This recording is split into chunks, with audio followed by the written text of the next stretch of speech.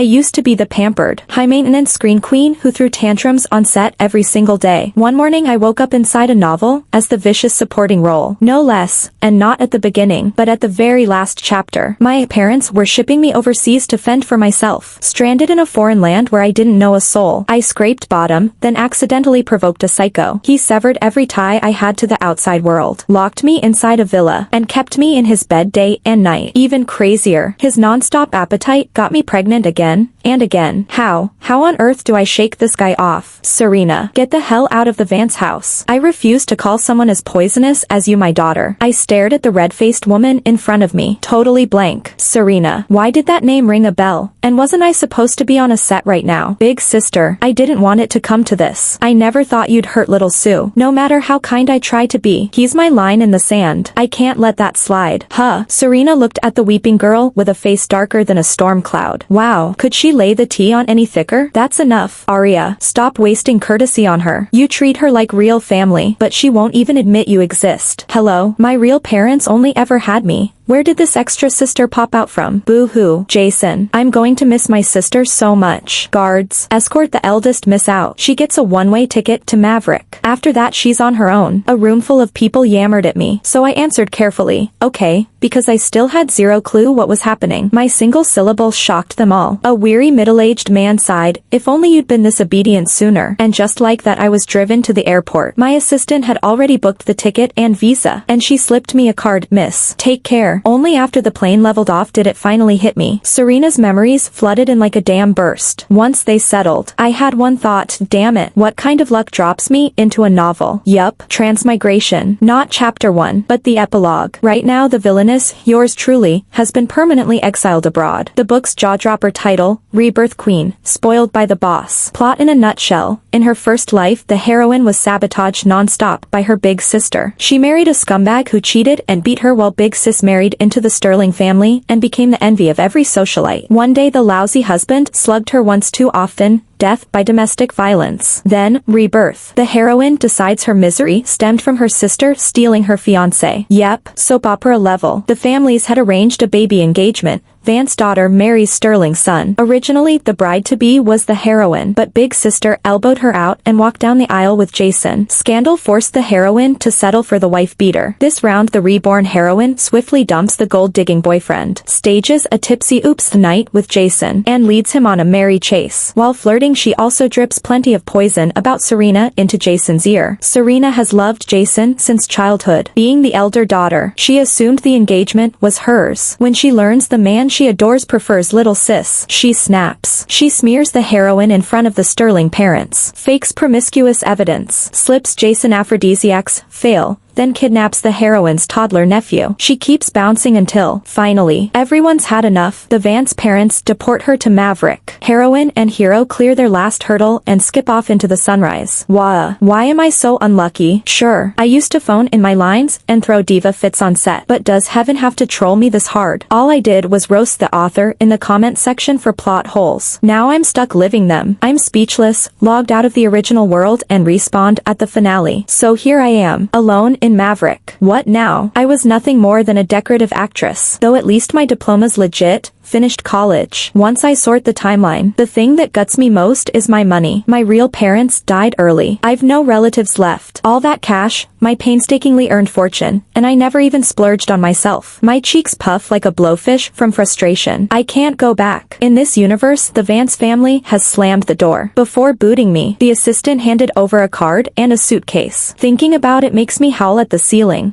Uh-oh. Every passenger turns to stare. Is that woman mentally okay? Dozens of curious eyes drill into me. Embarrassed, I swallow the tears. Time to reboot. I fish the envelope out of my purse and check the balance. $10 million. Not bad, but is $10 million enough for life? Heavy question. I nap, then wake to, ladies and gentlemen, we have landed at Maverick. Please deplane in an orderly fashion. I grab my carry-on and shuffle off. I stand in the terminal, utterly lost. So, what do I do now? Did the Vances book me a room? Ugh. My brain was mush when they dumped me. I barely listened to the assistant. Following the cardinal rule, when you don't know. Ask. I dial Vance. Dad, I'm on the ground. You didn't line up a place to stay. Don't tell me I have to buy one myself. My tone is pure righteous entitlement. Back home, Vance is bouncing his well-behaved grandson on his knee while Serena's younger sister Aria and Jason snuggle on the living room sofa. Seeing the eldest daughter on the caller ID, Vance snaps. What do you want now? Your lodging's arranged. Go to Serenity. I bought you a condo there. It's titled in your name. Stay overseas and stay out of trouble. You hear me? He hangs up, already knowing who rang. I don't know why you even answer. We should pretend we're childless. Same gene pool. Why can't Serena be half as decent as Arya? I can't believe I raised someone so vicious. Vance feels his blood pressure spike every time he thinks of his eldest. Enough. She's not coming back. After that roar, I twist my lips. Fine by me. I never asked to be your discount daughter. I drag my suitcases outside, flag a cab, and thank my lucky stars my English is solid. The minute I'm inside the new condo, I belly flop onto the couch.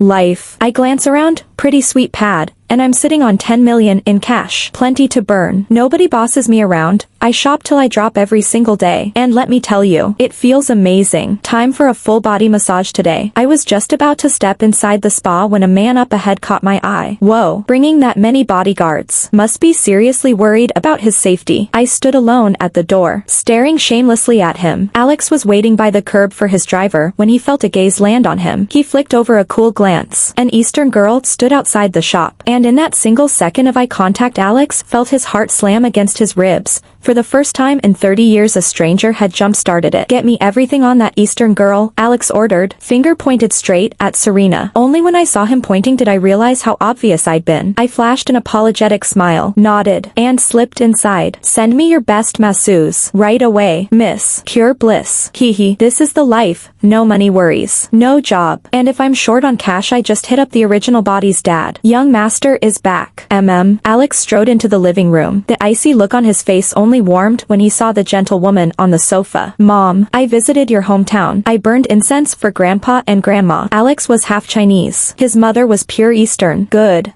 It's me being unfilial. As their child, I can't even light incense for them. After calming his mother, Alex went upstairs to his home office. His father was patriarch of one of Maverick's oldest families, the Aldermonts. Alex was his Chinese name and also his English one. Aldermont power threaded every corner of Maverick. Even the Maverick president gave its head a wide berth. As the next heir, Alex's love life was public property until today, when he finally met the woman fate had saved for him. One look, and the urge to fuse her to his bones was undeniable. Jingle bells. Jingle bells. I chirped, parked in front of the TV, sheet mask on, chips in hand. As for the Vance family, why bother? They probably prayed I'd ignore them. Their attitude screamed drama, and I'm not volunteering for extra punishment. I don't go looking for people, but people sure come looking for me. Sipping coffee. My gaze darted everywhere. I really didn't know how to answer. The man had opened with, I like you, marry me. Excuse me. All I did was steal a couple extra glances during that massage. I gave the guy across from me the saddest puppy eyes I could muster, hoping he'd read it as sorry. My mistake. Alex caught Serena's look and didn't like it one bit. The file said the woman he wanted had once obsessed over a certain Jason, and that tasted like acid. This isn't a request. It's a notification. I saw red. Who knew a hot face could pack such tyranny? So you say to marry me, and I just do it. We've never even chatted.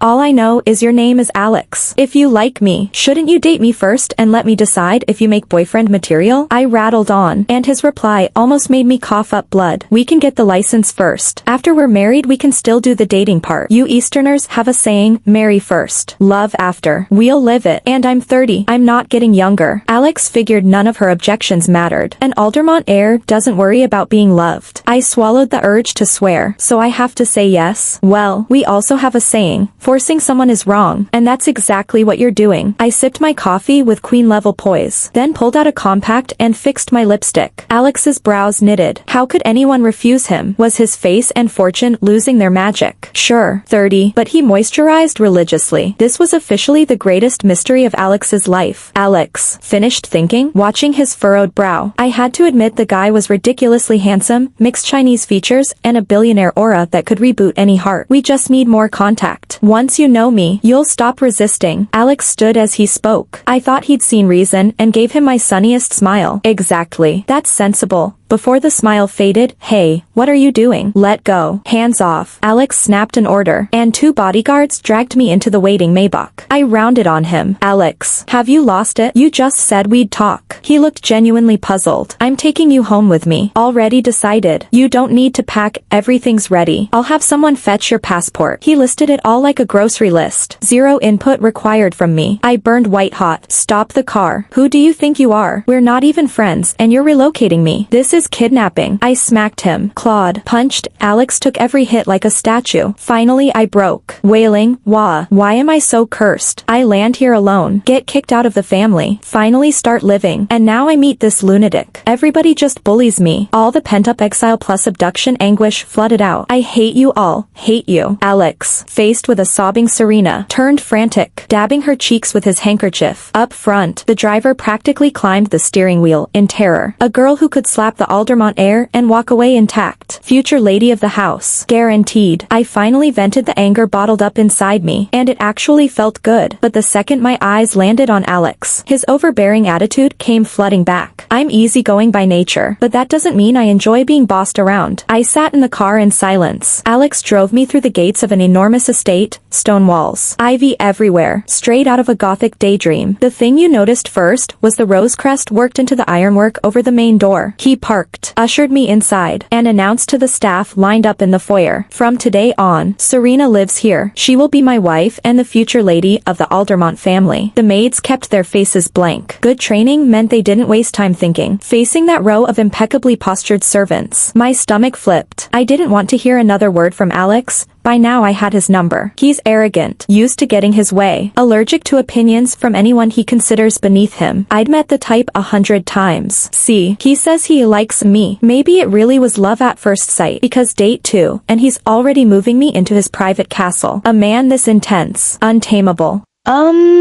Honestly, you guys don't need to take this seriously. I'm just a guest, so no need to roll out the red carpet. You already know my name. Serena is fine. I flashed my sweetest smile, the one that used to win over red carpet photographers. "Very well, Serena," the butler said, bowing from the waist. "Serena, you'll live here from now on. Everything here answers to you. I'll pick a day to go public. Then I'll take you to meet my parents. Don't worry, they're not the scary type. My mother is from the old Eastern bloodline herself. She'll be thrilled to meet you." Alex had already mapped out our stroll across the street to Mom and Dad, convinced I'd be wearing his ring within months. The joy radiating off him was almost blinding. I swiveled my stiff neck toward him. "Excuse me, you've already planned all that?" Words failed me, so everything I said back at the cafe went in one ear and out the other. "Correct." He'd ignored it. He decided the pace was simply too fast for me, and that a little patience would fix everything. Serena would marry him. Period. So what if she'd loved someone else before? Alex was confident she'd fall for him eventually.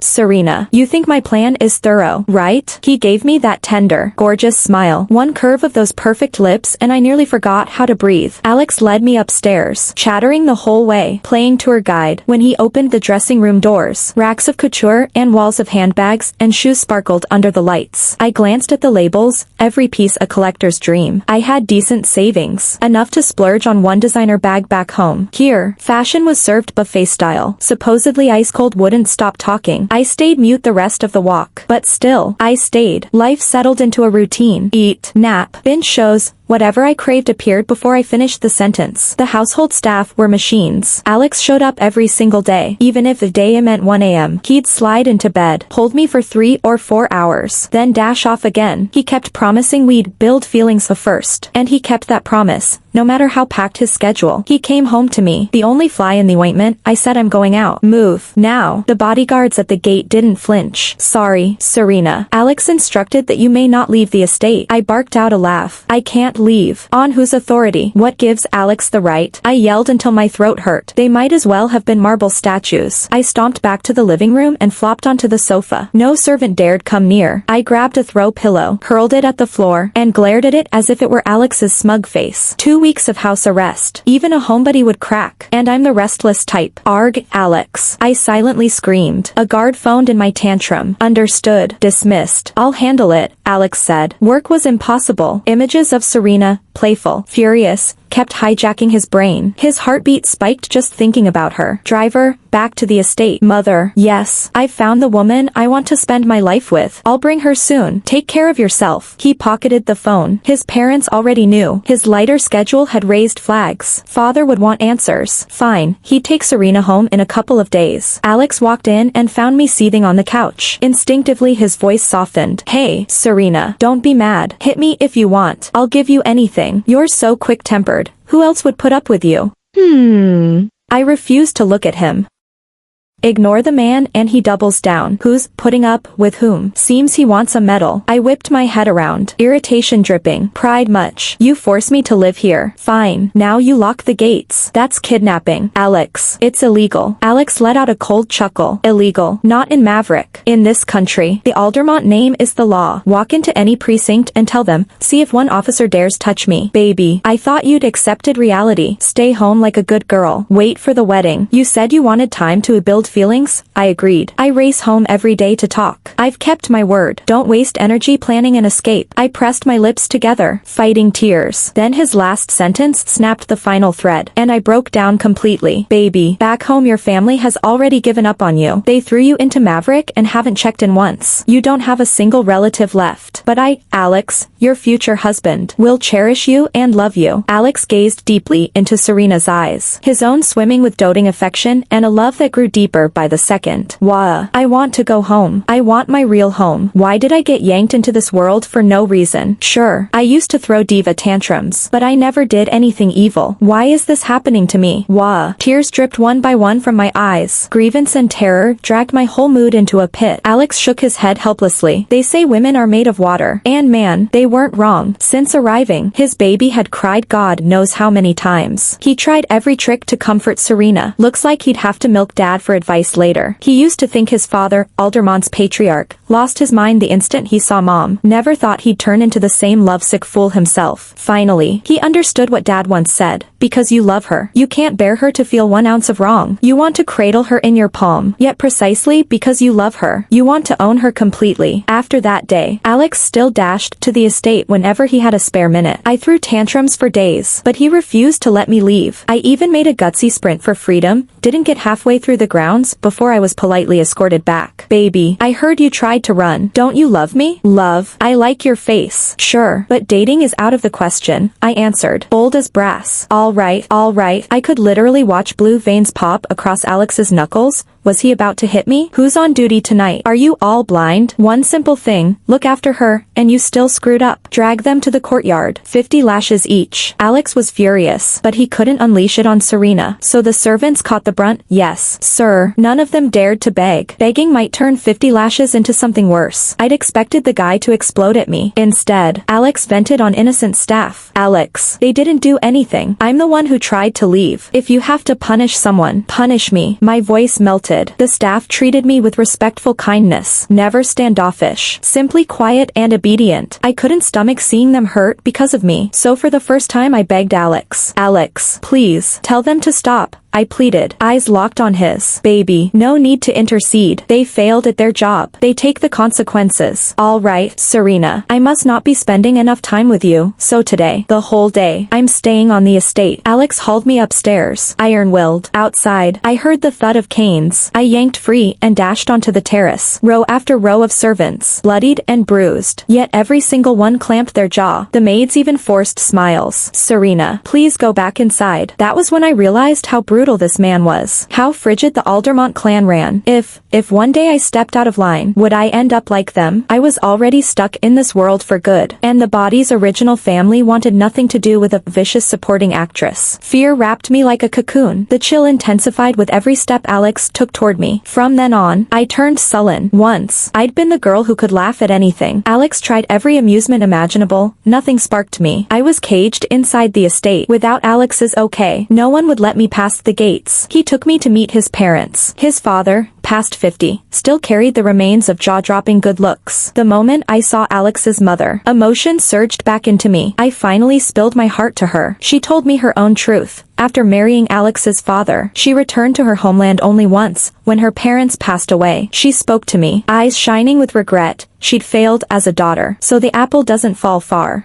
Turns out Alex came by his poison honestly. After that, everything slid neatly along: marriage, honeymoon, trying for a baby. I resisted, then caved every time. I phoned the Van Cess once to announce my wedding. The answer was a scolding: knew you'd act up. How long have you been overseas, and already you're marrying? Have you no self-respect? Calling for cash. Are you? Don't ring us again. Vance hung up, wired $5 million.